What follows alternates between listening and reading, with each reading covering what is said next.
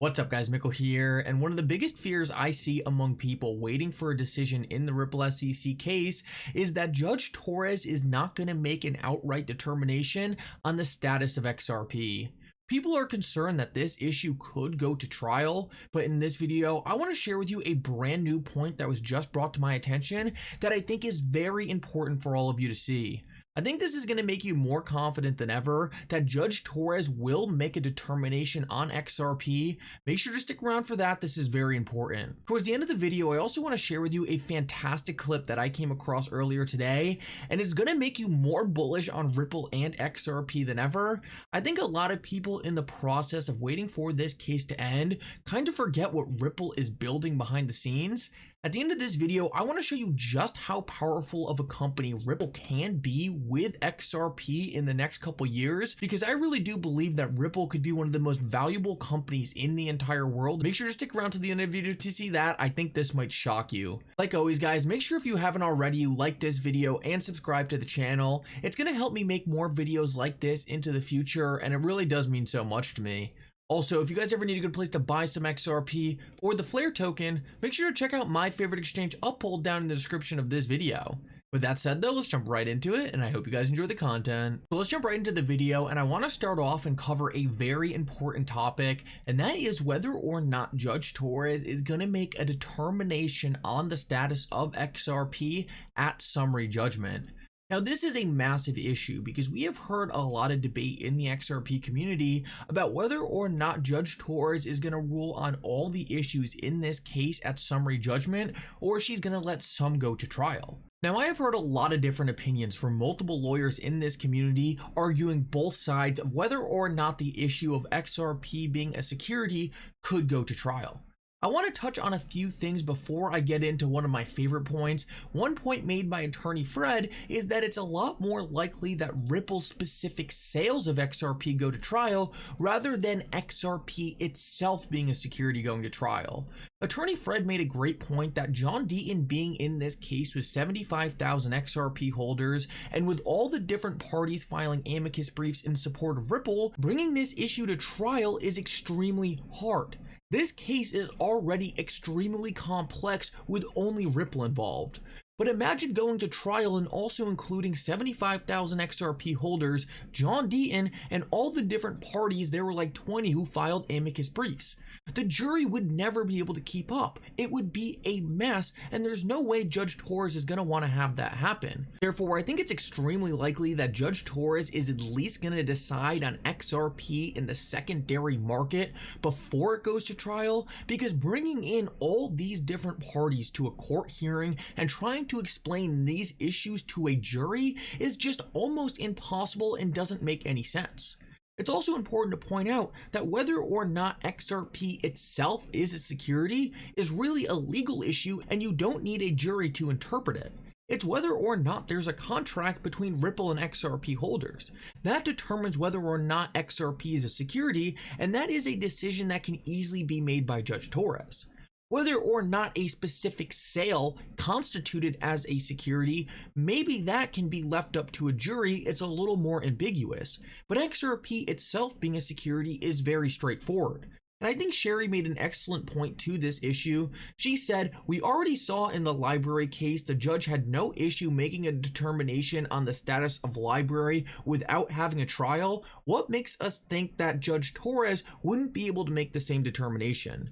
And I think this is a great point. The judge in the library case didn't have a very good understanding of cryptocurrency, and he was still able to make a determination on the status of the library token.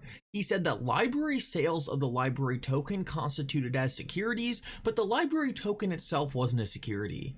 If this guy who barely understood cryptocurrency was able to come to this determination without a jury, then there is no question in my mind that Judge Torres will also be able to make this determination. Judge Torres has already shown that she is very on her game when it comes to cryptocurrencies, and she has known since the beginning that XRP has real-world utility, just like Bitcoin and Ethereum that the SEC already said weren't securities. I really do think it's going to be fairly easy for Judge Torres to come out and dismiss the idea that XRP itself is a security.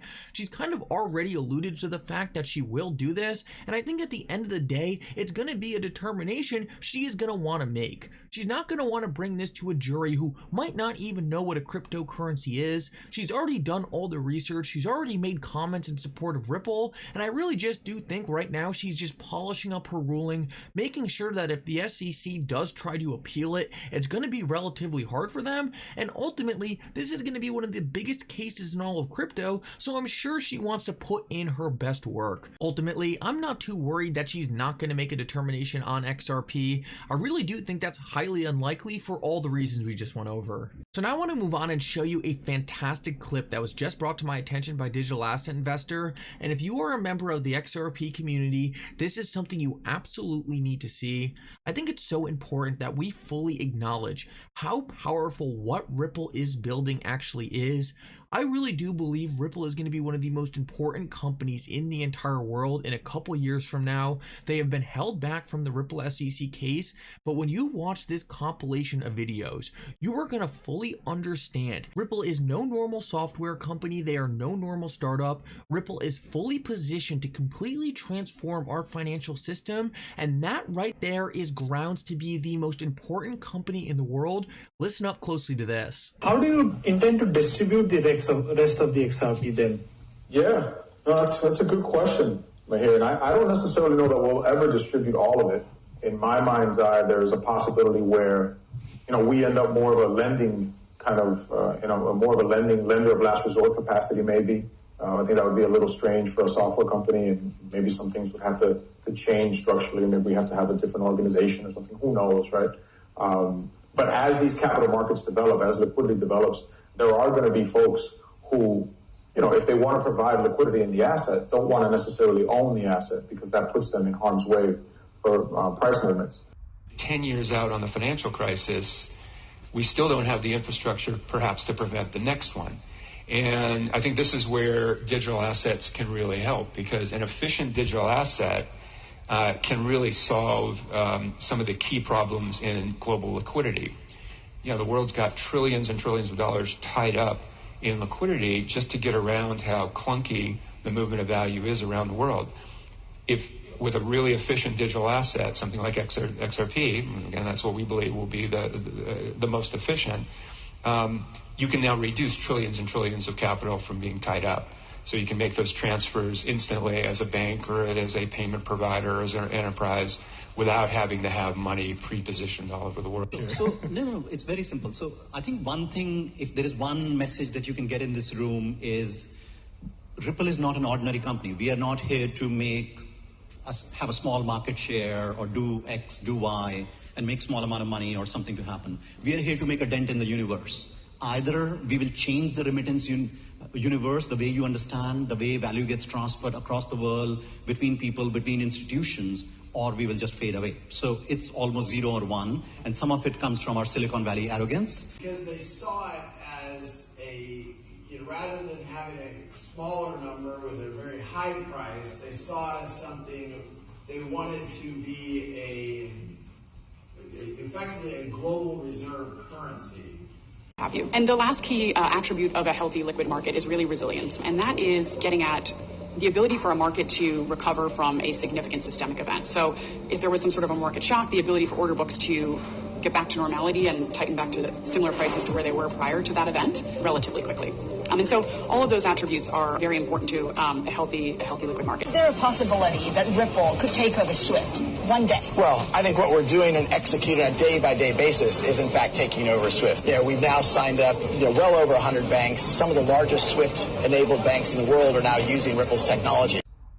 Because I've always believed, from the minute I read the consensus, the white paper on the consensus mechanism for XRP, I believed it had the capability of changing the world.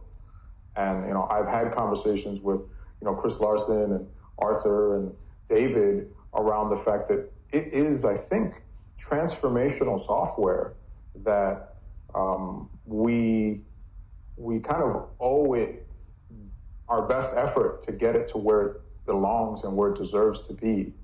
So, being part of a team that's focused on doing that and, literally doing something that's never been done before, it's pretty cool.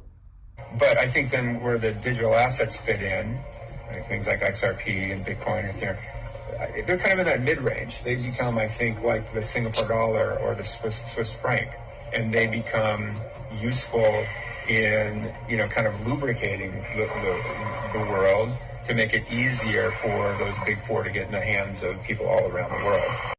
Remember, I'm from the legal department. I'm supposed to be very conservative about these things. I don't want to go into great details about Maybe the I should take what the IMF is going to do. I think we stunned Ross into silence with that one. For that to happen, okay, under the current legal framework, some country would have to use a crypto asset as its currency. So as you can tell by those video clips, Ripple is no normal company. They are being positioned with the most powerful people in the entire world, the most powerful institutions in the entire world, and they get into rooms that no one else is allowed in. Since the beginning of me following this company, I have always been completely shocked with the caliber of people that Ripple is associated with, and it just lets me know that what we are dealing with right here is not some ordinary company. They really one day will put a dent in the universe. Anyway, guys, thank you so much for coming. I hope you enjoyed this update. If you did, make sure to like and subscribe. It really does mean so much. And for now, Mickle out.